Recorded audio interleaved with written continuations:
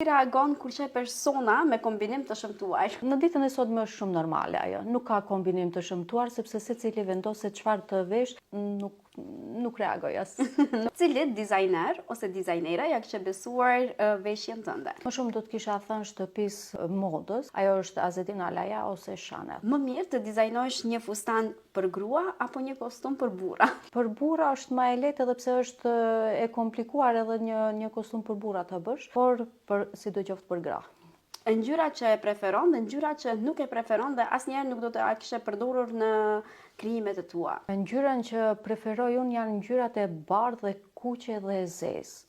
Ndërsa që nuk e përdor, nuk kam ndonjë ngjyrë përpos ngjyrës kafe, ashtu nuk e kam për qejfi. Për cilin person të famshëm do të punoje me shumë kënaqësi dhe cilin person nuk të famshëm, domethënë nuk do e merrje asnjëherë në dorë. Për personin e famshëm që do të punoje, do të ishte kënaqësi të punoje për Dua Lipën, Rita Ora, Rihanna, Beyoncé, kështu me radhë, ndërsa që nuk do të punoja as pak, me të vërtetë nuk kam ndonjë person të veçantë ashtu që nuk do të punoja. Shkupi, Parisi apo Milano? Nëse arrim ajo që është Milano e Paris, është edhe në Shkup. Çka do të kishit ndryshuar në këtë moment në shoqërinë tonë? Në këtë moment në shoqërinë tonë do të isha munduar me shpirt që të ngritet niveli i kulturës, sa më shumë arsimimi, edukimi. Këto janë 3 gjërat bazë për të qenë një shoqëri e zhvilluar, e civilizuar, e kulturuar.